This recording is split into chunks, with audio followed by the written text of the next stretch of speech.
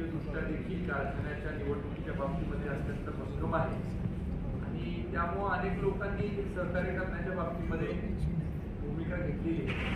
शेवटी राजकारणामध्ये एखादा शब्द दिला तर तो शब्द देखील पाळणं हे महत्त्वाचं असतं, कारण शेवटी आपल्यावर विश्वास ठेवून एखादा माणूस भूमिका घेत असतो.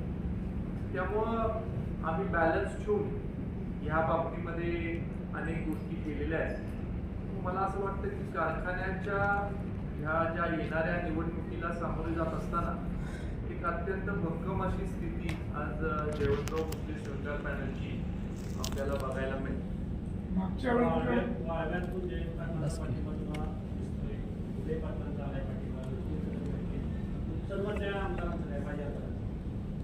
आता मला असं वाटतंय की जे सहकारी संस्था चालवतात त्या लोकांना हे दिसतं की बाबा ही सहकारी संस्था चांगल्या पद्धतीनं चाललेली आहे आणि आमची नेहमी ही भूमिका राहिलेली आहे की सहकारी संस्थांमध्ये कमीत कमी राजकारण झालं. शेवटी लोकशाही आहे, निवडणुका होणार, विरोधी बाजूचे लोक विचार मांडणार.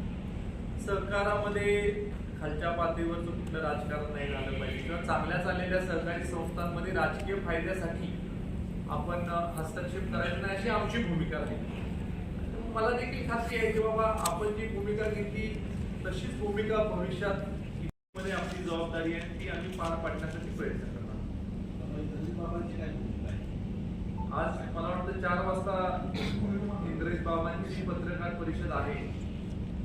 ते जर किती फायदा नाही, शेवटी साहेब कसं आहे की एखादा मोठा नेता इंद्रेश बाबांसारखा आमच्या बरोबर येणं किंवा एखादा सभासद आमच्या बरोबर येणं या दोन्ही गोष्टीला आम्ही तितकंच महत्त्व देतो. कारण शेवटी प्रत्येकाचं योगदान या संस्थेमध्ये आहे. ज्या वेळेला हा कारखाना निर्माण झाला त्यावेळेला 8 लाख रुपये गोळा करताना किती त्यावेळेच्या नेतृत्वाला त्रास झाला होता की ते 8 लाख रुपये गोळा होत नव्हते आणि मग राज्य सरकारची मदत घेऊन आपण कारखाना उभा करतो.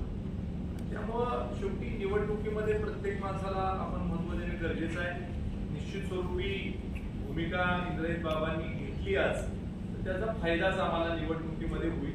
सगळ्यांना बरोबर घेऊन काम करायची आमची इच्छा आहे. बाबा प्राथमिक असं झालं तर अटीशर्ती काही बोललेच काय आहे की इतके सारे सभासद आहेत, इतके तालुके आहेत, अनेक राजकीय नेत्यांबरोबर देखील आपल्याला समन्वय ठेवावा लागतो.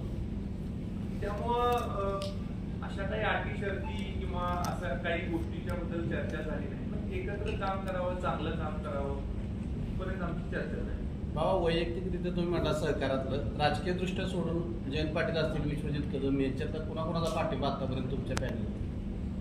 आता आमची जबाबदारी आहे की कृष्णा कारखान्याच्या कार्यक्षेत्रात जे नेते मंडळी आहेत त्यांना जाऊन भेटणं, त्यांना आमची बाजू समजून सांगणं. आता हे जे सगळे नेते मंडळी आहेत ते सुद्धा स्वतःचे कारखाने चालवतात. जयंत पाटील साहेबांचा देखील स्वतःचा उद्योग समूह आहे, कारखाने आहेत. दादांचे देखील स्वतःचे कारखाने आहेत. बाकी सगळ्या लोकांनी देखील सहकारामध्ये जे वाढलेलं नेतृत्व आहे त्यांच्या स्वतःच्या संस्था आहेत. सहकारी संस्था चालवणं हे कठीण आहे, चांगल्या चालवणं त्याच्यापेक्षा जास्त कठीण आहे. त्यामुळे सहकारी संस्थांमध्ये चांगल्या लोकांच्या बरोबर सत्ता असणं, चांगल्या लोकांच्या ताब्यात सत्ता असणं ही ती सहकारी संस्था चांगली चालण्यासाठीची एक महत्वाची कंडिशन आहे. त्यामुळं मला वाटतं सहकारातले जाणकार लोक हे आमच्या बरोबर राहतील असा आमचा विश्वास आहे. त्यामुळे आम्ही आमची बाजू पटवून सांगण्यासाठी प्रयत्न करतो. बाबा 2015 सालची जी कारखान्याची निवडणूक होती त्या कारखान्याच्या निवडणुकीच्या प्रचारात तुम्ही घोषणा केली होती की सभासदांना म्हणजे सुरेश बाबांच्या की सभासदांना मोफत साखर द्या. तो निर्णय झाला. घोषणा केली की ती साखर तुम्ही सभासदांना घरपोच द्या. अशा 2 निवडणुकांमध्ये तुमच्या या दोन्ही घोषणा इम्पॅक्ट करणाऱ्या होत्या. या निवडणुकीत तुमच्या पोतडीमध्ये काय आहे का असं कसं मांडायचं याचा विचार सांग. आता मी व्यवस्थित विचार करून आता माझ्यावरचा विश्वास सभासदांचा वाढत चाललेला आहे. कारण एकदा साखर मोफत आपण देतो म्हटलो त्यावेळेस साखर आपण मोफत घरपोच देतो, गावापर्यंत आपण पोच आता करतो. त्यामुळे आता विधानसभेचा कराड दक्षिण विधानसभा मतदारसंघाचा लोकप्रतिनिधी म्हणून आता मी जर का शब्द दिला तर तो पूर्ण करावा लागेल. त्यामुळे विचारपूर्वक सभासदांना फायदा होईल अशा पद्धतीचा शब्द देऊन तो पूर्ण करण्यासाठी आमचा विचार चालू आहे. लवकरच काहीतरी म्हणजे चांगले आहे ना, काहीतरी आहे ना. डोक्यात चालू आहे माझ्या विचार. काही ना काहीतरी आपण सभासदांना दिलासादायक बातमी येणाऱ्या काळात थेट आरोप होत आहे की काम आहे आरोप करणं. आमचं काम आहे की आम्ही जे चांगलं काम करणं केलंय सांगणं. त्यामुळे शेवटी विरोधक त्यांची बाजू मांडत असतात, आम्ही आमची बाजू मांडत असतो. खरं तर कृष्णा कारखाना किती चांगला चालला आहे हे सगळ्या महाराष्ट्रासमोर आहे. या मतदारसंघातल्या कृष्णा कारखान्याच्या कार्यक्षेत्रातल्या सभासदांच्या समोर आहे. शेवटी कारखाना चांगला चाललाय म्हणून इतके सगळे पारितोषिक आपल्याला महाराष्ट्राच्या पातळीवर मिळतात, DSI कडनं मिळतात, इतर संस्थांकडनं मिळतात. आणि सभासदाकडे दुर्लक्ष करून किंवा आपल्या संस्थेसाठी काम करणाऱ्या सेवकाकडे दुर्लक्ष करून संस्थेला कधी कीर्ती प्राप्त होत नसते. त्यामुळे ठीक आहे, त्यांनी आरोप करावे, पण आम्ही समर्पकपणे प्रत्येक आरोपाचं उत्तर देऊ आणि आम्ही काही कामकाज केले लोकांचं. परत तुम्ही त्यांना विरोध केला, आता ह्या झालेल्या निवडणुकीत पण विरोध केला, आता पण तुम्ही एकत्र येता. असं जर तुमची प्रत्येक वेळेला वेगवेगळी भूमिका राहिली, सभासदांनी तुम्ही म्हणता कारखाना चांगला चालला, तुम्हाला गरज काय आहे की असं प्रत्येक वेळेला वेगवेगळं राजकारण करायचं? मला असं वाटतं की ज्यावेळेला राजकीय संघर्ष जरी होता त्यावेळेला सुद्धा सहकाराच्या बाबतीमध्ये आम्ही नेहमी एक आहे. उदाहरणार्थ तुम्हाला सांगतो, एक रयत सहकारी साखर कारखान्याला एक स्पेअर पार्ट लागला. त्यावेळेला आम्ही राजकीय प्रतिस्पर्धी असताना सुद्धा आम्हाला मेसेज आल्या आम्ही लगेच तो देऊन टाकला होता. मध्यंतरीच्या काळामध्ये बगॅसला आग लागली अशी न्यूज मिळाली, लगेच आम्ही कारखान्याची आणि कृष्णा विश्वविद्यापीठाची फायर फायटर पाठवली.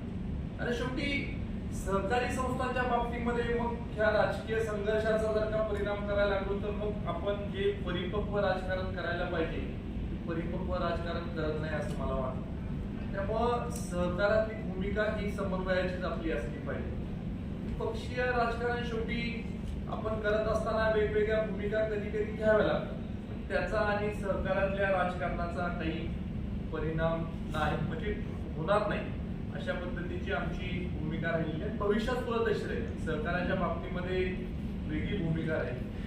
इतर राजकारणाच्या बाबतीमध्ये प्राप्त परिस्थितीला जे अनुसरून जे करावं लागतं ते करायची भूमिका आली. त्यालाच जोडून एक प्रश्न आहे. 11,000चं लीड आपण मागच्या वेळी घेतलं, त्यावेळी ही कोण लोक मंडळी बरोबर नव्हती, पण आता ही गरज का, म्हणजे आवश्यकता का, असं प्रश्न शेवटी काय आहे की आपल्याला जेवढ्या लोकांना आपल्या बरोबर घेता येईल तेवढ्या लोकांना घ्यायचा आपण प्रयत्न हा केलाच पाहिजे. शेवटी मागच्या वेळेचं समीकरण वेगळं होतं, मागच्या वेळेची निवडणूक वेगळी होती. मला आनंद आहे की इतक्या सगळ्या लोकांनी आपल्याला पाठिंबा दिला. शेवटी आता पुढे जात असताना आणखीन जेवढे लोक आपल्याला बरोबर घेता येईल तेवढे लोक बरोबर घ्यायचा आपण प्रयत्न केला पाहिजे. शेवटी त्या सभासदांसाठी आपल्याला काम करायचं आहे. एखाद्याचा ऊस कारखान्याला आल्यानंतर जास्त दर आपल्याला द्यायचं जर का उद्दिष्ट आपल्याला ठेवायचं असेल तर मग ऊस उत्पादक जेवढे आपल्याला बरोबर घेता येईल तेवढे बरोबर घ्यायचा आपण प्रयत्न केला पाहिजे.